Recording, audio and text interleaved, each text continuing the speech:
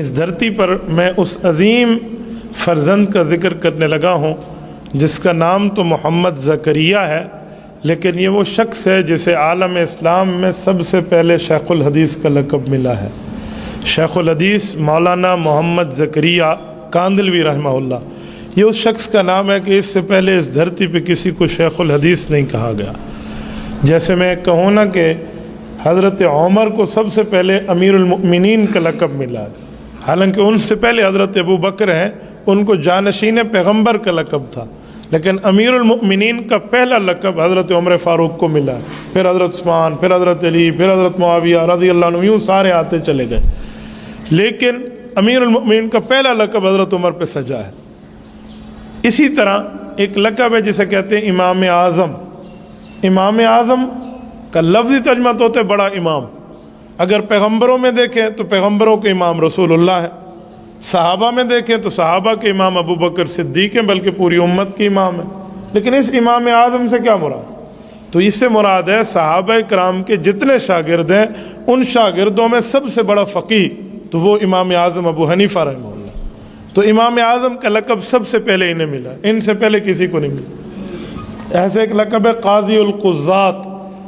قاضی القضات کا معنی ہے کہ تمام بڑے قاضیوں کا سب سے بڑا اسلامی قاضی، جسے ہم کہتے ہیں چیف جسٹس۔ یہ پہلا لقب امت میں یعقوب ابن ابراہیم امام قاضی ابو یوسف امام ابو حنیفہ رحمہ اللہ کے شاگرد کو ملا ہے۔ اس طرح مختلف القابات ہوتے ہیں جو کسی کسی کو ملتے ہیں، جیسے حکیم الامت کا لقب حضرت مولانا اشرف علی تھانوی رحمہ اللہ کے لیے، شیخ الہند کا لقب مولانا محمود حسن دیوبندی رحمہ اللہ کے لیے، شیخ العرب والعجم کا لقب مولانا سید حسین احمد مدنی رحمہ اللہ کے لیے، امام اہل سنت والجماعت کا لقب مولانا عبدالشکور لکھنوی رحمہ اللہ کے لیے، یہ اولیت میں ہے۔ ایسے حکیم الاسلام کا لقب مولانا قاری محمد طیب قاسمی رحمہ اللہ کو ہے۔ تو جو لقب شیخ الحدیث ہے نا، کہ جس نے حدیث پاک کی بزرگی تک خدمت کی ہے، وہ سب سے پہلے لقب مولانا محمد زکریہ کاندلوی رحمہ اللہ کو۔ مولانا زکریہ کاندلوی رحمہ اللہ یہ 1890 سے ایک سال پہلے 1889 سمجھ لیں، یہ 89 یہ اس میں پیدا ہوئے ہیں، اور 1982 میں ان کا انتقال ہے۔ یعنی ان کا انتقال چاند کے حساب سے تو 95 سال بنتا ہے، اور اگر ہمارا جنوری فروری کے حساب سے دیکھیں تو یہ کم از کم 92 سے 93 سال کے حضرت شیخ الحدیث رحمہ اللہ نے عمر پائی ہے۔ مولانا زکریہ رحمۃ اللہ علیہ فرزند ہیں مولانا محمد یحییٰ رحمہ اللہ کے۔ مولانا یحییٰ کاندلوی رحمہ اللہ بہت بڑے عالم ہیں، اور مولانا رشید احمد گنگوہی رحمۃ اللہ علیہ جتنی حدیث پاک کی خدمت کیا کرتے تھے، تو جتنی فتویٰ لکھوانے کی ترتیب رکھا کرتے تھے، وہ مولانا یحییٰ کاندلوی رحمہ اللہ کے حوالے تھا کہ یہ اس کو خود تحریر فرما کر امت کے حوالے کر دیتے تھے۔ اور مولانا یحییٰ کاندلوی خود اپنی ذات میں انتہائی پارسا، نیک، متقی، پرہیزگار، اور دین اسلام پر اپنے حوالے سے اتنے کاربند اور مضبوط تھے کہ ان کی مثالیں رہتی دنیا تک پیش ہوتی تھی۔ آپ اندازہ لگائیں کہ بیٹا ہے شیخ زکریہ، اب محمد زکریہ کو حفظ اپنے والد نے خود کرایا ہے، اپنے والد سے قرآن کریم حفظ کیا۔ مولانا زکریہ رحمہ اللہ فرماتے ابا جی مجھے کہتے تھے کہ بڑی آسان ترتیب ہے، یہ قرآن کریم کا ایک صفحہ تو نے یاد کرنا ہے، اسے 100 بار دہرا لے، بس تیری چھٹی ہے۔ تو جس صفحے کو 100 بار بچہ دہرا لے اسے کہاں بولتا ہے؟ تو روزانہ کی ترتیب پہ ایک صفحہ دیتے اور کہتے 100 بار دہرا لے۔ اس دہرانے پر جو ہے نا کیا کہتے ہیں، مجھے یاد ہو جاتا اور میں جلدی جلدی چھٹی کر کے چلا جاتا۔ یعنی دل لگی بھی کی ہے اولاد کے ساتھ، اور اسے علم دین بھی دیا ہے۔ جب عالم بننے کی باری آئی تو مولانا زکریہ رحمہ اللہ کو کچھ اساتذہ کرام کے پاس بھیجا کہ آپ ان سے پڑھیں۔ انہوں نے اپنی ترتیب پر پڑھا، پہلے یہ کتاب، پھر یہ کتاب، پھر یہ جو ترتیب ہوتی ہے۔ تو حضرت مولانا یحییٰ کاندلوی رحمہ اللہ کو یہ ترتیب پسند نہ تھی، کچھ عرصے بعد خود بلا لی کہ بیٹا میں تمہیں اپنی ترتیب پر پڑھاؤں گا۔ یہ جو حدیث پاک ہے نا، یہ عربی زبان میں رسول اللہ صلی اللہ علیہ وسلم نے ارشاد فرمائی ہے، اس سے پہلے علوم مضبوط کرو۔ آپ کی عربیت اتنی مضبوط ہونی چاہیے کہ آپ حدیث پاک کو جب ہاتھ لگاؤ تو پھر حدیث پاک کی تشریح سمجھ بھی پاؤ اور بتا بھی پاؤ۔ تو ابھی سے تھوڑی عربی پر محنت کرواتا ہوں آپ۔ انہوں نے اتنی خوب محنت کروائی کہ مولانا زکریہ رحمۃ اللہ علیہ کو حدیث کا لقب شیخ الحدیث ملا ہے۔ آپ اندازہ لگاؤ جس وقت ان کی حدیث پاک کی کتاب شروع ہو رہی تھی نا، تو کافی عرصہ لگا عربی میں مضبوط ہونے پر۔ اجمی عربی تو نہیں ہے، ہندوستان کا رہنے والا ہے، کوئی عرب کا تو بندہ ہی نہیں ہے، تو مولانا زکریا رحمہ اللہ فرماتے ہیں والد صاحب غسل کیا، اچھے کپڑے پہنے، خوشبو لگائی اور قبلہ رخ ہو کر دعا مانگی اپنے بچے کے علم حدیث کی شروعات میں. کہا مجھے نہیں پتا ابا نے کیا مانگی، لیکن میں بھی ابا جان کے کمر کے پیچھے ٹھہر کے ہاتھ اٹھا کر میں بھی کچھ مانگ رہا تھا کہ جو میں نے مانگا ہے وہ تو مجھے پتہ ہے. تو شاگردوں نے پوچھا حضرت آپ نے کیا مانگا؟ فرمایا میں نے یہ مانگا ہے کہ اللہ مجھے حدیث پاک جلد پڑھنے کا شوق تھا، لیکن ابا جان عالم دین ہے، مفتی ہے، محدث ہے، تو حدیث پاک کے معاملات سمجھتا ہے، تو اس نے کچھ عرصہ انتظار کرا کہ ابھی نہیں، ابھی مضبوط رہو، پہلے عربیت مضبوط کرو، صحابہ کرام کے فتاوی کو پڑھو، اولیاء کرام ان کی پوری ترتیب پڑھ کے پھر حدیث کو پاک کو ہاتھ لگانا. تو اللہ تھوڑی دیر ہو گئی ہے مجھے حدیث پاک شروع کرنے میں، مولا وفات تک مجھے حدیث کی خدمت سے جدا نہ کرنا. کہتے میں یہ مانگ رہا تھا اور یہی ہوا ہے یار. اس شخص کی علم حدیث کی خدمت آج دنیا میں، حیران ہو جاتا ہے بندہ. حضرت مولانا زکریا رحمۃ اللہ علیہ.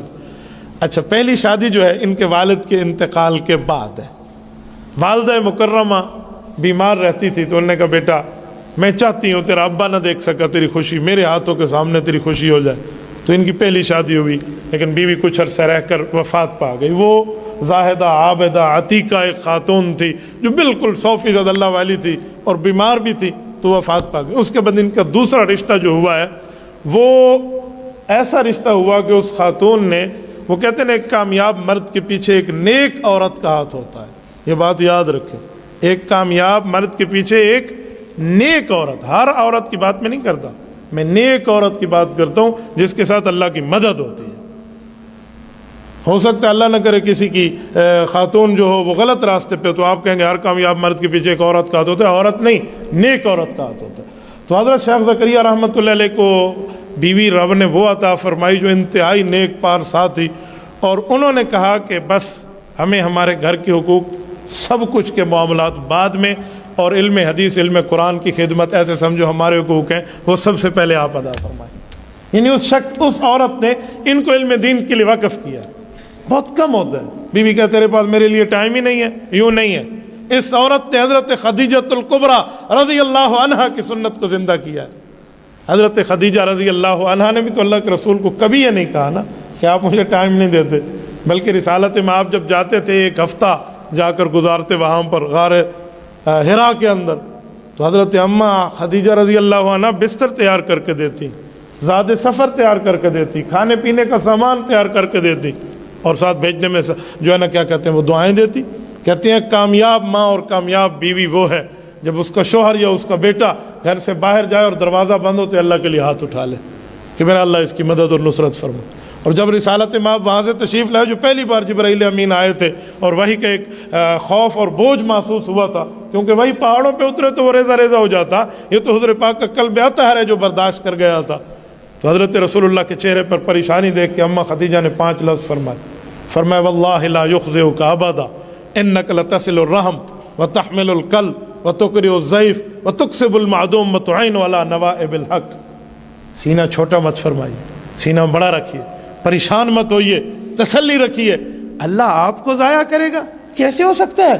میں نے آپ کی خدمت میں اتنے سال گزارے، 15 سال کا اپنا تجربہ بتایا. رسالت میں آپ کی 25 سال عمر تھی جب اماں خدیجہ آئی، 40 سال عمر تھی جب اعلان نبوت ہوا. تو فرمایا میں نے 15 سال میں آپ کو دیکھا ہے، دن رات آپ کے دیکھے ہیں. انک لتصل الرحم، آپ سے بڑا صلہ رحمی کرنے والا کوئی نہیں ہے. وتحمل الکلب، بوجھ اگلے کا ہوتا ہے، اس کو بوجھ اٹھانے میں مدد آپ کرتے ہیں. وتقری الضیف، مہمان آپ کے دروازے سے کبھی خالی نہیں جاتا. وتکسب المعدوم، لوگ اس کے لیے کماتے ہیں جو ان کے ہوتے ہیں، آپ ان کے لیے کماتے ہیں جو کمانے کی حیثیت ہی نہیں رکھتا. وتعین علی نوائب الحق، آفت خدا بندی ان پر آ جائے لیکن آپ اپنی صلاحیتوں کو ان لوگوں کے لیے وقف کر دیتے ہیں. ایسے بندے کو رب کبھی ضائع نہیں کرے گا. یہ وہ روح ہے جو رسالت مآب علیہ الصلوۃ والسلام کی تسلی کے لیے حضرت اماں خدیجۃ الکبریٰ کی زبان اقدس پیدا ہوئی. تو یہاں بیوی بھی ایسی ملی حضرت شیخ زکریا رحمہ اللہ کو، ایسی صفات والی. ورنہ تو ہم جیسے تو اہل بیت اور صحابہ کے قدموں کی دھول کہاں، جنہوں نے اس یاد کو تازہ کیا.